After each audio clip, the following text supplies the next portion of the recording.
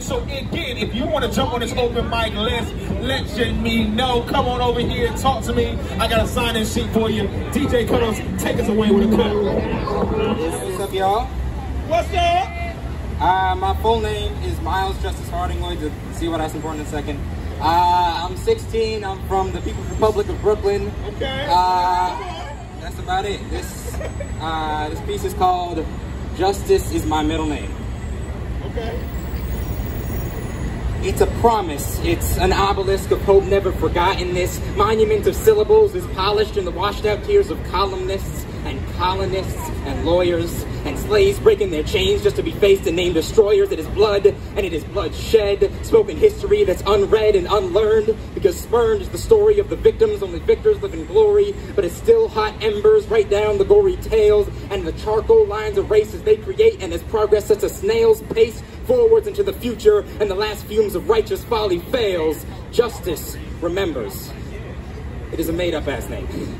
As my friends once said, it sounds like the alter ego of a superhero. I think his power would be rage, but not the juiced up strength of a comic book page. More like the laws of our land is the bars of a cage. Rage, purse clutcher's gaze makes all the world a stage. Rage, bullets and tears is the new minimum wage. Rage, sons taken from their mothers at too young an age. Rage as if any number in the decades place would make atrocities okay. Rage, I paid rage a hefty sum of my sanity. 2020, Black Lives Matter protests at Barclays, and I was head of state. I stared into the vanity and questioned why they called it that, when all I saw in my reflection was self-hatred and shame at my passivity. The flame of rage burned into me, the same I had turned outwardly, ruefully, initially, then doubtfully and blamefully. I questioned me, do I deserve my name?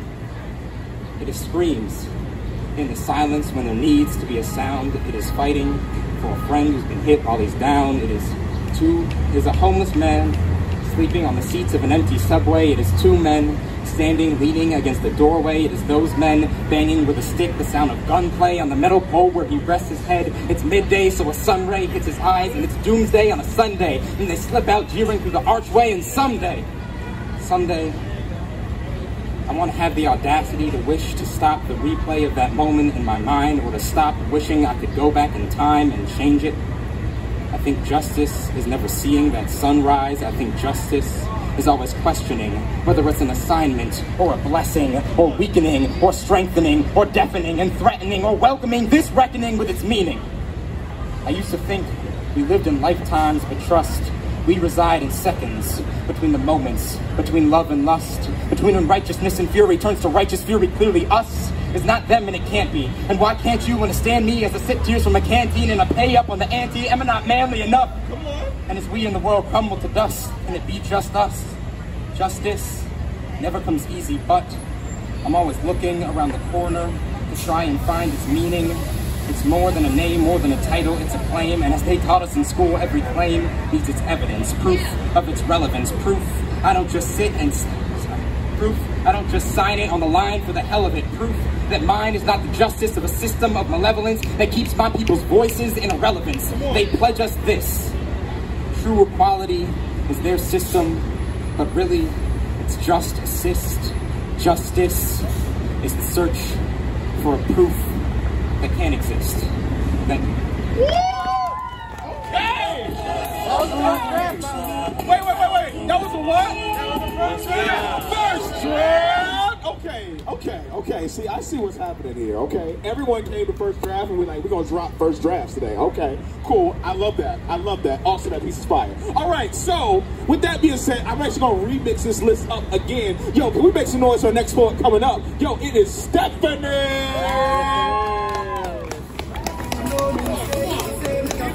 So first draft is an open mic space that happens every Tuesday here in Herald Square Park, all right? So every Tuesday you're gonna hear some poets, some MCs, some comedians, some storytellers get on this mic and rip the mic in ways you ain't never heard before. Now, it doesn't want to leave this throat, and I understand why. The last time she was used, she was strangled. I just thought that after a man I can't stand stood over me and tried to push my trachea into my nape, my voice would never want to stay in this body, my poor girl.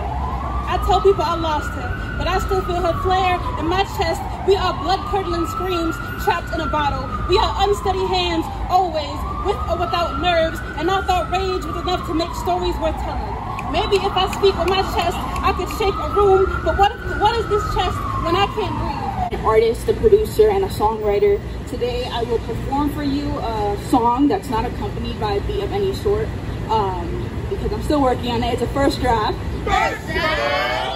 So this song is called Listen to Me. And it's a mix of a rap and a song, so you get the vibe. Everybody knows the kind of moments when you slowly start to feel so very hopeless. Then you cut off every person because you're broken, but no one sees the agony through phony emotions. I go through the motion, I'm this high the unspoken, and my message ain't clicking because you clearly not focused. So if they ask if you are good, I nod and keep going, because you're not really listening. It's kind of mind blowing. Listen to me, please listen to me. Don't you hear me begging? Honestly, I'm tired of being on my knees. And listen to me, please listen to me. Cause once I get up, I'ma be cold-hearted. I have every reason, don't you dare call me heartless. I could be a stepping stool and I could be your backbone. Never checking up on me, but active on your cell phone. Simply wishing for the day when I can call something my home. And crazy that in my own world I feel so foreign, so alone. Try being optimistic, a skill that I'm finessing, but sometimes it's a curse way more than it's a blessing. Suppressing every problem instead of addressing that my ego and my pride won't let me express it. Listen to me, please listen to me. Don't you hear me begging? Honestly, I'm tired of being on my knees. Listen to me, please listen to me. Cause once I get up, I'ma be cold-hearted. I have every reason, don't you dare call me heartless. Solitude is my best protection.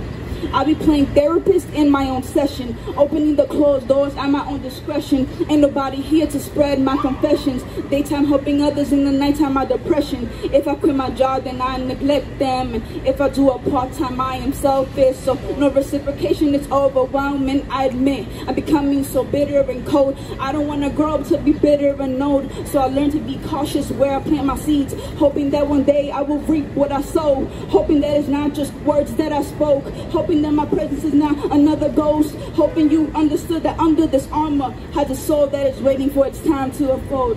Listen to me, please listen to me. Don't you hear me begging? Honestly, I'm tired of being on my knees. Listen to me, please listen to me. Cause once I get up, I'ma be cold-hearted. I have every reason, don't you dare call me harmless. Don't you dare call me harmless. It's Ariana! Let's go, let's go, let's go!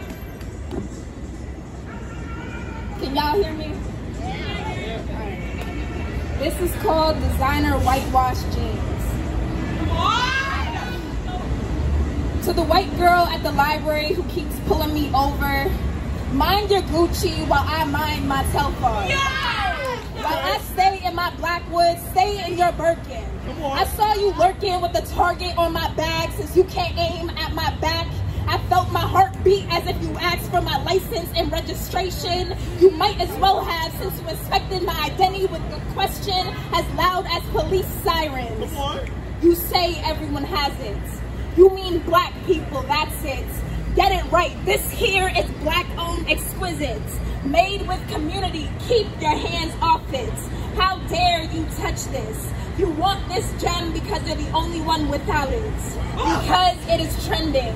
How do you think I felt growing up seeing white girls in luxury? Wondering why can't this be me?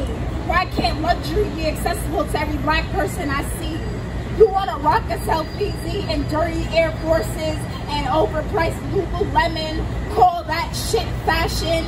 Well, mind your Gucci, stay in your Birkin. Your curiosity is disturbing. You see black girls flourishing, and for you that's confusing. Is that why you corner me for new information? This feels like a forced confession. In fact, this is an invasion. What are you wearing? I'm wearing culture on my shoulder while you rock white privilege on yours. I'm repping black creativity you've never seen before. I'm wearing ghetto and fabulous. I'm wearing colors fit for my melanin. I can tell a queen's blood from afar. This is Telfar, gifted to me by a black mother who wants the world for her daughter. You don't need to check price tags and gentrification is within your budget. This ain't your fucking Bushwick Birkin. This flag carries generations of protests. Black authors, black-owned pads, black-owned lipstick, my satin-lined bonnets. This bag carries blackness. So when you ask me, what are you wearing? You're asking me, who are you wearing? To which my answer will always be the future of black people. Yo! Make some more noise one more time. My goodness, right here. Okay. I like that piece. I like that piece. That's a piece right there. That's a real piece right there. My goodness, yo. If you having a good time, can you say yeah? Yeah. All right. We're going to keep this thing going. Amaya, who we got coming up to the stage next? Next, we got Miles. Clap it up. This is not a first draft. Not a first draft. You might have heard this before, but you're gonna hear it again. Rage after Dominique Christina. White man in power advises me to not be so aggressive, as if he is doing me a favor and recommending obedience. And I swear I blacked out. My body shook and contained a crashing wave of rage, but today I claim this anger, rejecting anyone who tells me to chill.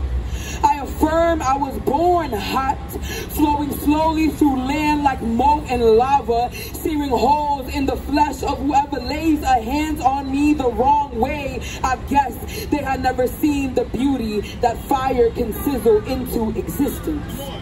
I name this after every black girl who has been told to sit silent and easy in the faces of their oppressors, but would rather let something burn. I have been told to forgive more times than I've been apologized to. I've been prompted to swallow the sin of the plantation, as if sugarcane has ever tasted sweet on our tongues, as if the feel of cotton on our fingertips has ever been gentle, as if this burden was liberated by the cotton gin. I've been prompted to swallow the sin of the plantation, but I know to do no such thing. I can't calm down. The only direction I know to go is up in flames. Do they know who I come from? Did they forget that I do not come from a people who take white supremacy lightly? That I come from lineages of angry black women, and we are the ones who know freedom best.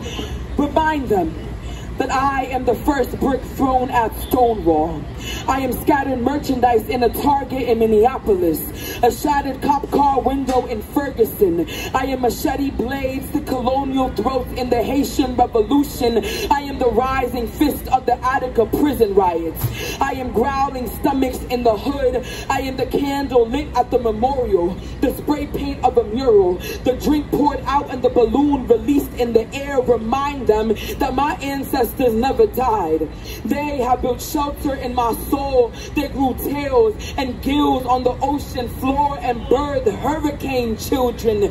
I was born ready to rain down on threats to my dignity. Remind them that I was made in God's image, and she was bronze-skinned and woolly-haired and a protester. Remind them that she was killed on a burning cross and came back. I am resurrection. I am concrete walls and the return of the forgotten. I am the first and last slave ship docked on shore. Remind them that my kin have never used a gentle touch or swallowed any sin. The only thing I know to do with plantations is set them on fire.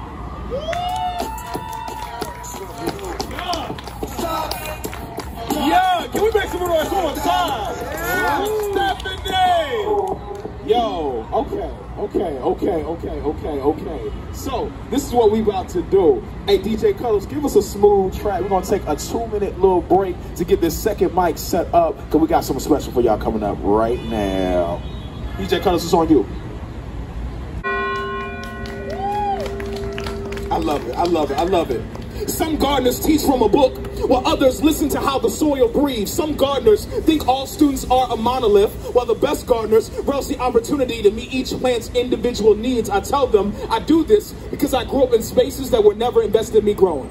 I tell them I've been in schools that felt like food deserts, classrooms that felt like a wasteland, teachers whose language was famine, and racism being a native tongue which always happened to dance on the ears of black and brown students the most. I tell them, do you know what it feels like to be a black and brown student in a white education system? In this American portrait that whitewashes out the experiences of students of color, how ironic. We found all these seeds slipping in the pockets, free-falling in America's pocket. Is that nothing but a pipeline, a trash can disposal, vacuuming out all the seeds the education system want and handing them over to the prison industrial complex? Or worse, just the police. I tell them I started reframing individual education plans, or IEP, with TLC, because 1, you should never have to beg, period. And 2, it shouldn't be a chore to give each plant what they need to succeed. But yet, here we are, out here marching in these streets. Here we are, out here protesting in front of buildings. Here we are.